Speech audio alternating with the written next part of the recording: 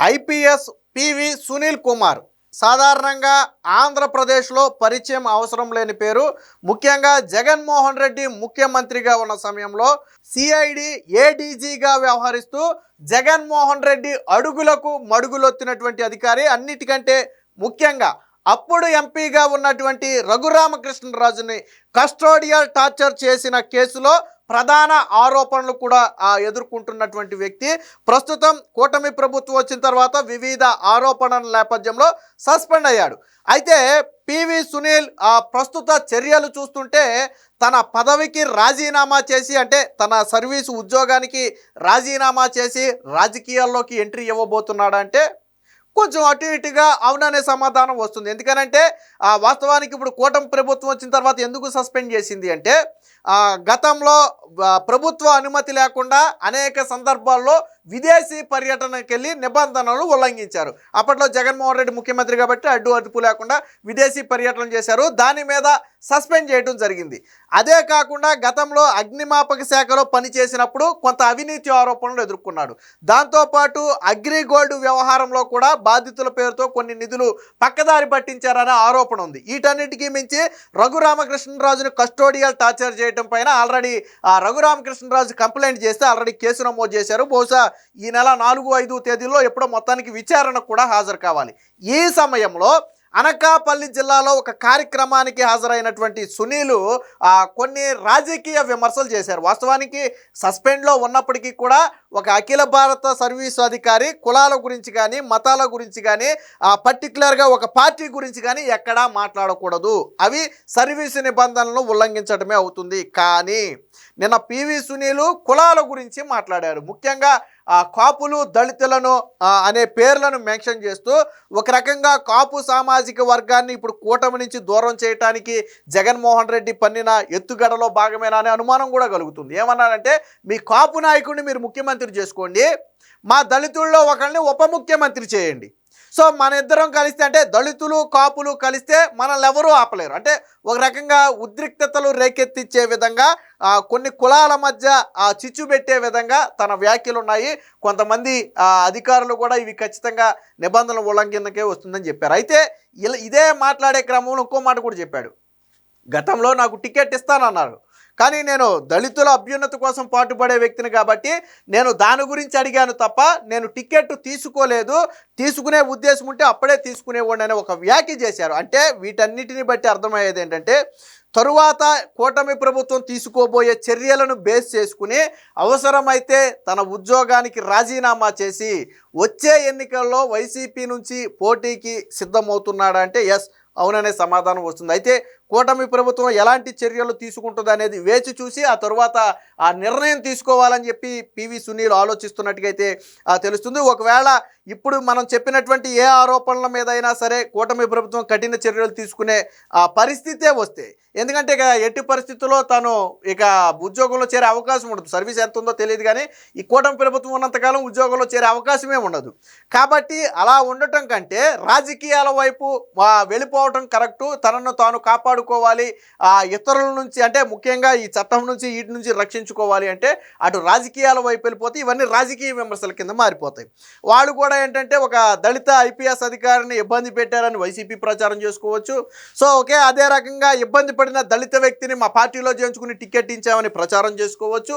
ఇటు సునీల్కు కూడా ఇబ్బంది లేకుండా ఉంటుంది. కాబట్టి ఆ ఆలోచన కూడా కొంతమంది సన్నిహితుల వద్ద చేసినట్టుగా ఇటీవల కొన్ని వార్తలు అయితే వచ్చాయి. వాటిని కొట్టిపారేయక ముందే నిన్న నాకు టికెట్ ఇస్తానన్నా కానీ నేను పోటీ చేయలేదనే ఒక వ్యాఖ్య చేయటం, అలాగే ఇండైరెక్ట్గా కానీ డైరెక్ట్గా కానీ ముఖ్యమంత్రి లేదా పదవుల గురించి రాజకీయాల గురించి బహిరంగ సభల్లో మాట్లాడటం, ఇవన్నీ కూడా ఖచ్చితంగా వచ్చే ఎన్నికల నాటికి వైసీపీ తరపున చేరి ఎన్నికల్లో పోటీ చేయాలని ఆలోచిస్తున్నట్టు తెలుస్తుంది. వాస్తవానికి ఇలాంటి వివాదాస్పద అధికారులకు వైసీపీ ఎప్పుడు అండగానే నిలబడదు. ఎందుకంటే గతంలో గోరంట్ల మాధవ్ సిఐగా ఉన్నప్పుడు అప్పట్లో జేసీ ప్రభాకర్ రెడ్డి మీద అనుకుంటా రెచ్చిపోయి తొడలు కొట్టినందుకు తీసుకొచ్చి ఎంపీ సీట్ ఇచ్చారు, గెలిపించారు. ఆ తర్వాత మనం ఏం చూసాం, ఒకటి కియాలోనేమో మేసం మెలేసి తొడలు కొట్టాడు, తర్వాత ఏమో వీడియోలు వచ్చాయి కదా బయటికి, మనం చూసాం కదా బట్టలు లేకుండా గోరంట్ల మాధవులు వీడియోలు వచ్చాయి. సో అంటే ఎలాంటి పరిస్థితి ఉందో మనం చూసాం. బట్ అలాంటి వాళ్ళనే జగన్మోహన్ రెడ్డి కూడా సపోర్ట్ చేస్తాడు. ఇప్పుడు పివి సునీల్కి వైసీపీ పార్టీలో కావచ్చు లేదా జగన్మోహన్ రెడ్డికి దగ్గర కావచ్చు సానుభూతి ఉంది. ఎందుకంటే ఆ రోజు జగన్మోహన్ రెడ్డి నువ్వు పలానా వ్యక్తిని ఇబ్బంది పెట్టు అంటే చాలు అర్ధరాత్రి గోడ దూకెళ్ళి ఇబ్బంది పెట్టేస్తాడు. నువ్వు పలానా వ్యక్తి జోలికి వెళ్ళొద్దు అంటే ససేమిరా వాళ్ళ జోలికి వెళ్ళడు. ఎందుకంటే గతంలో హైకోర్టు సుప్రీంకోర్టు న్యాయమూర్తుల మీద వైసీపీ కార్యకర్తలు అత్యంత దారుణమైన వ్యాఖ్యలు చేస్తే దాన్ని హైకోర్టు సీరియస్గా తీసుకుని వాళ్ళందరి మీద చర్యలు తీసుకోమంటే వాళ్ళు ఎక్కడున్నారో మాకు తెలియదని చెప్పాడు. సిఐడి కోర్టులో ఇచ్చిన సమాధానం ఏంటో తెలుసా?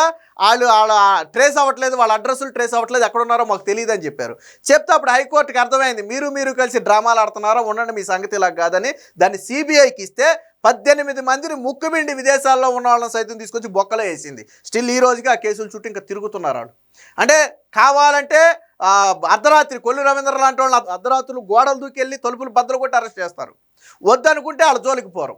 ఆ రకంగా ఆ వైసీపీ కార్యకర్తలకు కావచ్చు, జగన్మోహన్ రెడ్డి కావచ్చు అత్యంత విధేయుడిగా ముద్రపడింది. కాబట్టి ఆ పార్టీలో ఇతనికంటూ కొద్దిగా సానుభూతి ఉంది. సరే ప్రజల్లో ఎలా ఉందనేది పక్కన పెడితే ఆ పార్టీలో సానుభూతి ఉంది. కాబట్టి దాన్ని రాజకీయ అవకాశంగా మలుచుకోవాలని ప్రయత్నం చేస్తున్నట్టుగా తెలుస్తుంది.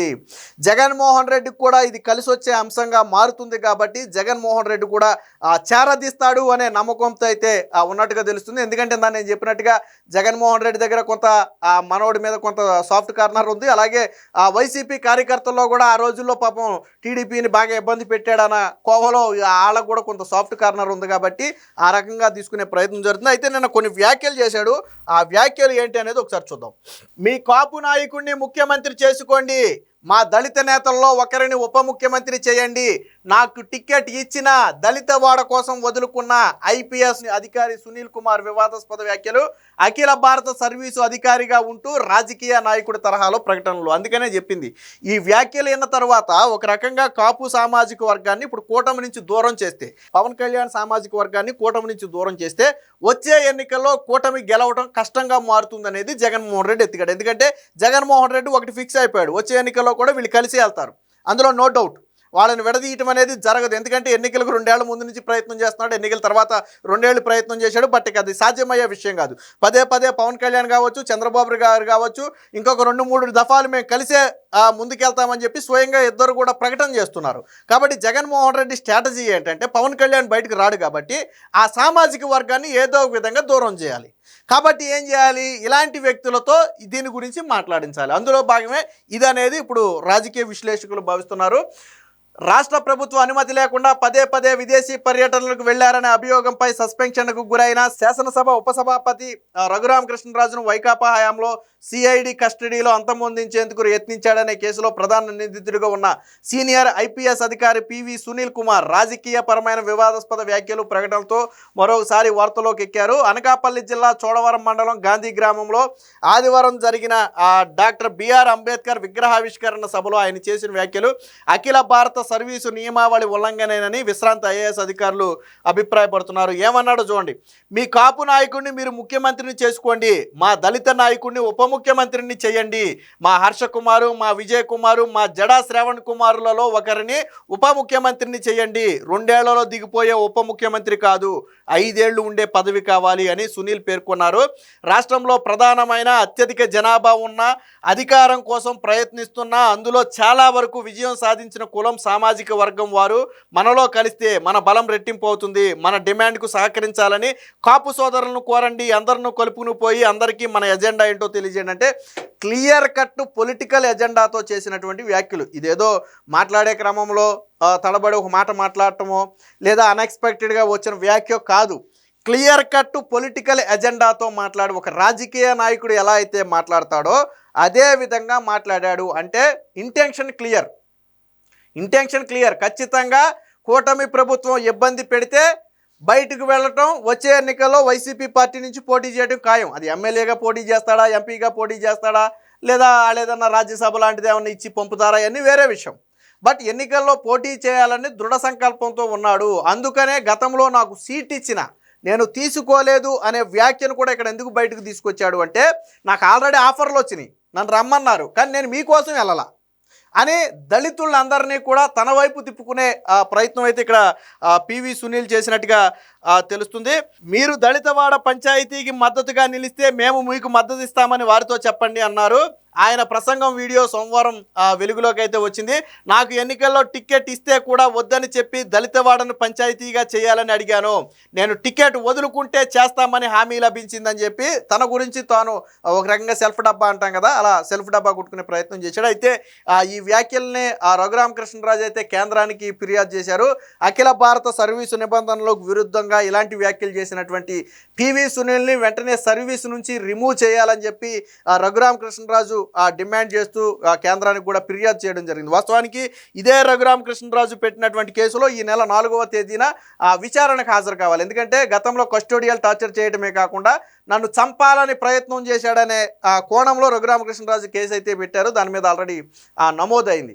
సో మొత్తంగా పివి సునీల్ రాజకీయాల్లో అడుగులు వేయటానికి రంగం సిద్ధం చేసుకుంటున్నట్టుగా తెలుస్తుంది. బట్ కూటమి చర్యలు తీసుకున్న తర్వాత బయటకు వస్తే సానుభూతి వద్దా, అలా కాకుండా తన సస్పెన్షన్లో ఉండగా తనంతటా తాను నేను రాజీనామా చేసిన వెళ్ళిపోతారంటే అది ఎవరు పెద్దగా పట్టించుకోరు. బట్ కూటమి ఏదైనా యాక్షన్ తీసుకుంటే అది ఇప్పుడు మనం చెప్పుకున్నట్టుగా విదేశీ పర్యటనల నేపథ్యంలో కావచ్చు, లేదా అగ్రిగోల్డ్కి సంబంధించి జరిగినటువంటి స్కాముకు కావచ్చు, లేదా అగ్నిమాపక శాఖలో పనిచేసినప్పుడు చేసినటువంటి స్కామ్కు సంబంధించి కావచ్చు, లేదా ఇప్పుడు రఘురామకృష్ణరాజు పెట్టిన కేసుకు సంబంధించి కావచ్చు, ఇందులో దేని మీదైనా చర్యలు తీసుకుంటే దాన్ని వంకగా చూపి ఒక నిజాయితీపరుడైన ఐపీఎస్ అధికారిని వేధించారు, ఒక దళితుడిని వేధించారని చెప్పి దాన్ని కార్డుగా, విక్టిమ్ కార్డుగా వాడి బయటికి వెళ్ళిపోయి జగన్మోహన్ రెడ్డి పంచన చేరే ప్రయత్నం అయితే జరుగుతున్నట్టుగా విశ్లేషకులు భావిస్తున్నారు. ఏది ఏమైనా మొత్తంగా పివి సునీల్ చేసినటువంటి ఈ వ్యాఖ్యలు అనేవి పూర్తిగా రాజకీయ దుమారాన్ని అయితే లేపుతున్నాయి. మరి దీన్ని కూటమి ప్రభుత్వం ఎలా తీసుకుంటుంది, జగన్మోహన్ రెడ్డి దీని మీద ఎలా స్పందిస్తాడు, లేదా కేంద్ర ప్రభుత్వం ఏ విధంగా స్పందిస్తుంది అనేది మాత్రం వేచి చూడాలి.